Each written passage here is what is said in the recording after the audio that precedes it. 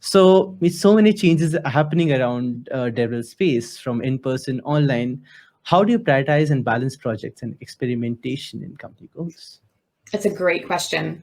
The first thing I would always prioritize is the company goals. And the reason why I say that is because if the work that we're doing as a developer relations team can't be traced back to the overall goals of the company, then people are going to start asking, why are you doing that? And how is that helping the company? And Right. that's important, right? One of the hardest things about developer relations for me over the last decade or more is watching how many teams have been dissolved because they aren't able to prove their value internally at the company. And so if your main focus is, here's the company goals, here's how I can draw a dotted line to what we're doing as a team, then the chances of your team being dissolved is much less at the end of the day. Right. I have a blog post that digs into, why is that important? How do I go about doing that? How do we make sure to connect those back upstream, if you will, to the other company goals? So I'll put the link up about that when we're done.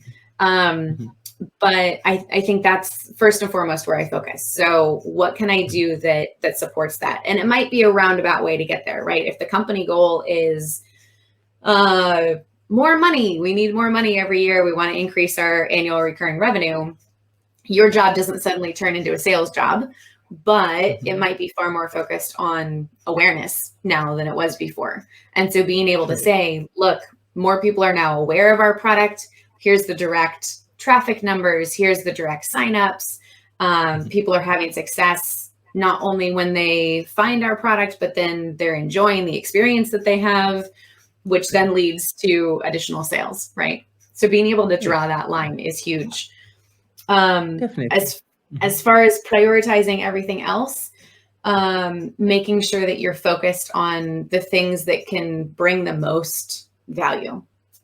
Thanks, Juan. You found the article I was talking about. That's great. Exactly. Perfect. But yeah, so focusing on the items that can really bring the most value is really important, and making sure that you have those things top of mind at all times. And sometimes those might be super fast. Let me go answer this question for this community member. That brings a huge amount of value for them, and it only takes 5 minutes. And sometimes it might be, I really need to carve out time for a week to go figure out the problem or the solution to this problem, or, write these blog posts or write this content. Regarding content and online talk specifically, one thing I always emphasize with my team is don't ever do something once. So if you're going to give a conference talk about something, let's turn that into a blog post as well. If it's something that, the code samples in it can be part of a live stream as you're building them, let's do that as well. If you can publish it as a GitHub repository, let's do that too. And so making sure that the amount of time that we're spending on something results in more than just one piece of content is a big part in making sure that we're spending our time well and being efficient with our work and the choices that we're making.